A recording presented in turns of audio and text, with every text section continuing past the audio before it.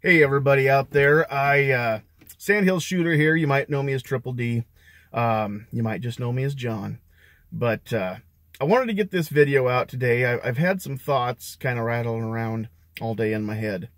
And I wanted to get these out before I kind of lose my train of thought. And I know that most of you who know me understand when I start thinking it's not always a good thing. But here it goes. I saw a picture today on Facebook.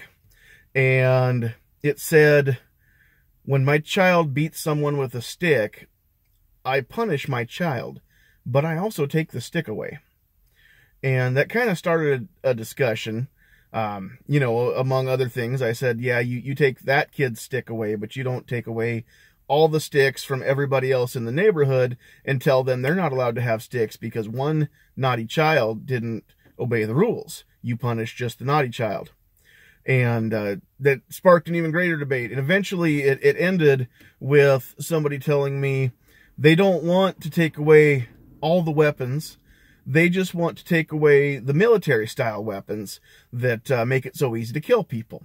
And now that sounds reasonable, doesn't it? Let's take away the ones that make it so reasonable to kill, or so easy to kill people. But I'm just curious, if we take away the military-style rifles, what's that going to leave us with? Because if you think about it, for the last 50-odd years, the M16 or M4 platform has been the battle rifle of choice for the U.S. Armed Forces. And based on the AR-15 or the AR-10, of course, created by Eugene Stoner. And but before that, we had different rifles. So let's say that we take away the black rifles, the scary-looking AR-15s that everybody is using. These are evil rifles. We got to get them out of here. So what's that going to leave us with? Well, nobody's afraid of the Mini 14. That was always okay, even under the assault weapons ban. The Mini 14 in its original configuration didn't have a pistol grip or a vertical foregrip or a telescoping stock. So it was okay. Now the action on that one, it's still semi-automatic. It shoots the same as the AR-15, even shoots the same ammo as the AR-15. So magically, if you put it in a wood stock and it doesn't telescope to fit a wide variety of people, then that makes it apparently less dangerous. It won't kill as many people, I guess. I don't know how that works. But the action of this, the M14 or the Mini 14, we had M14s in the military before M16s. That was patterned after the M1. Also semi-automatic. My granddad carried something similar when he was in World War II, and a lot of people from the United States and other countries carried the M1. In fact, General Patton said it was the greatest battle rifle ever made. So that one's still semi-automatic. So I can see where semi-automatic scares people because you think that means you can spray a bunch of bullets down range really quick. You can't. You have to pull the trigger every time it fires. Every time you pull the trigger, it only fires once. That pertains to any semi-automatic rifle. Doesn't matter if it's an M1, an M14, an AR-15, any semi-automatic rifle. So, but let's say that we get rid of that one. Okay, so before the M1, we had other types of military rifles. So, in my gun cabinet, we would have a deer rifle. Let's say that we have just your typical bolt action. You have to turn the handle up, pull the bolt back, push it forward, it loads around, crank it down. You have to do that in between pulling the trigger. It doesn't automatically load itself. You've got to work the action yourself. Guess what? Before we had automatic rifles in the military, what do you think our soldiers were carrying? Bolt action rifles. Before that, we had even a different style. We had single shot rifles that were breech loaders. You had to open up the back of the rifle, put the cartridge in, and shoot it, close it before you could shoot it. Before that, we had lever action rifles. Those were also military style rifles. Those were developed at the end of the Civil War. And they were revolutionary because you could load them fast, you could shoot them faster. In fact, the Henry repeating rifle was known as the rifle that you could load it on Sunday and shoot it all week because it held so many rounds. It was the high capacity battle rifle of its time. I think it held 8 shots. So let's go back even further. Before we had lever actions, what did the military use then? Well, they had percussion rifles. So if we take away the military rifles, we can't have automatics. We can't have bolt actions. We can't have lever actions. We can't have single shots like the trapdoor Springfield or the Sharps or any of those. The Sharps rifle, one shot at a time. It's a single shot rifle. It doesn't hold more than one round. But those are deadly. Those are sniper rifles. Where do you think we get the term sharpshooter? That's from Sharps rifles. So we take those away. We can't have those. We can't have the percussion rifles. And before that, we had flintlock actions. Wasn't quite as reliable.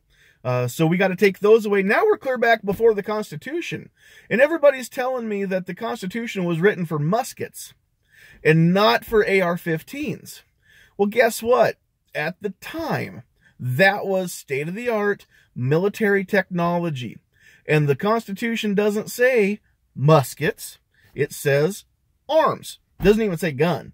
That means we could have swords, we could have spears, we could have whatever we want to defend ourselves, and nobody can take it away. That's a right. So, okay, so this argument to me seems silly. It seems like it's coming from one of two people. It's coming from either somebody who is uninformed or maybe downright dumb, or it is made by somebody who knows better and doesn't care. And anybody who says, I don't want to take away all the guns, just the scary military guns, well, guess what? That's dang near all of them. If we go back very far, and how do you draw that line? Who's to say if we get rid of military weapons, well, we're only going to get rid of these? Well, guess what? We've already outlawed automatic weapons. You have to have special permits to get those now. We've taken away this, that, and the other over the years, and we're still losing our freedoms because people still can't make good choices. Maybe something to be thought about. Maybe let's work on good choices, but that's a different story for a different time. Now, the other thing that keeps running around in my head is people that are saying that, they're basically saying, I don't want to take away the Second Amendment. I just want to update it because it needs to be adjusted because there are extenuating circumstances. Okay, again, sounds reasonable. So let's look at some of these other freedoms. We have freedoms in our country. This country was founded on freedom. We have a Constitution, and we have what's called a Bill of Rights, the first 10 amendments to that Constitution. Now, a lot of people think the Constitution says that we have these freedoms, or the Bill of Rights gives us freedom. No. The Bill of Rights simply says that everybody has these rights, and you or me or nobody can take those rights from you. You were born, you breathe air, you get these rights just because of that. You are entitled to these rights. Okay, so let's look at the First Amendment. I don't want to take away the First Amendment. I just want to adjust it because it's causing problems. So who's going to let me do that? Who's going to stand for fiddling with the First Amendment? Well, I don't think that we should do away with free speech, freedom of the press. We need to keep that. But I think the government should censor TV, radio, and internet. Anybody willing to concede that one? How about, I don't think that freedom of the press, we'll keep that. But public libraries, school libraries, we're going to say it can have this book, but not that book, because that one doesn't say what we want. Doesn't sound very much like freedom to me, but we're using this logic. I don't want to take away the freedom. I just want to adjust the freedom and take away some of the freedom. You can live with giving up some of your freedom, right? So let's give away some of our free speech. Freedom of religion. I don't want to take away church. And we don't want to force you to go to church. We're not about that. Here's the thing. We're only going to have 2 churches. You pick this one, that one, or no church. You don't get all these other churches. You're going to have this one or that one to pick from. Or you can choose to not go to church because we won't force you to. But all these other churches that have all these other beliefs, we're not dealing with that. No, this one, that one, or the other one. That's the only ones that are on the approved list. Anybody willing to go with that one? I hope not. Let's look at the Third Amendment. You can't be forced to keep soldiers in your house in times of peace. So we're going to take away some of that. We can force people to let soldiers stay in their house, but only 2 at a time. Only 2 of them. Every house in your town, we're going to put 2 soldiers in there. We're going to save a fortune on electricity and food at the barracks and all of our military bases, because we won't need the bases for near as much. But we're just going to have everybody say, well, guess what? Here comes 2 soldiers. You can't do anything about it. They're going to live with you now. We're not going to take away your Third Amendment. We're only going to take away the part that says we can't keep a couple soldiers in every house. Let's move on to the Fourth Amendment. Illegal search and seizure. Let's work on that one a little bit. Well, we're not going to take away the ability, the protection. We're not going to take away the fact that the government cannot kick down your door and just go through your house. But cars, yeah, we're going to let the police can stop you for nothing. They can search your car without your consent. It's for freedom, stop and frisk, things like that. You look like you might be doing something bad, so the police are going to come and strip search you just because they can, and you can't stop them.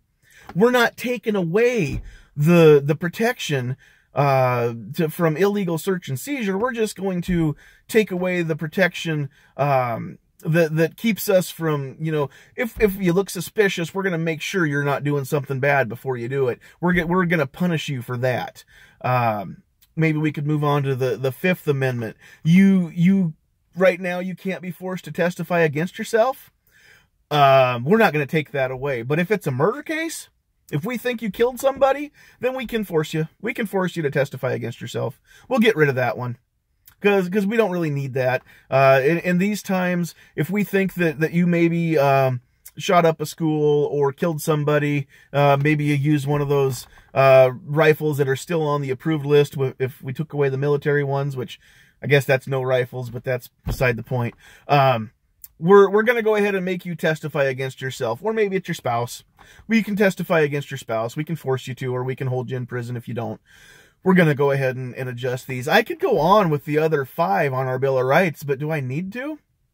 Does anybody see where I'm going with this? Why is it okay for people to screw around with my Second Amendment and tell me we're not taking away your guns, we're just going to take away some of them? But it's not okay to take away any of these other rights, and we're not going to take away or let anybody take away part of our First Amendment rights. We're not going to give up any part of our 3rd, 4th, 5th, any of our rights other than this one. Why is it okay to do that? Why am I supposed to put up with this? Why am I supposed to put up with somebody that wants to take my guns away and then just trust the government that wants me to disarm? Trust them that I'm not going to lose any of my other rights. I don't think so. I'm going to end with one thought because I'm getting fired up, and I'm going to close before my blood pressure gets a little too high here.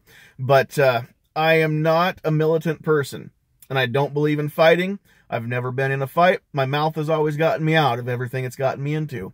But I'm curious, any of you who think that I ought to give up any of my guns, are you man enough or woman enough to come to my house and force me to give them up yourself? I don't want you to send the army. I don't want you to send soldiers. I don't want you to send policemen, a SWAT team. You come through my front door. You kick it down yourself. And you tell me that you're taking my guns away from me. Come on in, try that, see how it works. But I want you that want this to happen, I want you personally to be responsible for taking the guns away from people who already have the right and the ability to own them in our country. Those of you that love my country as much as I do, you probably agree with me on this one. I hope everybody has a great rest of their day, and God bless all of you. Thanks for letting me rant.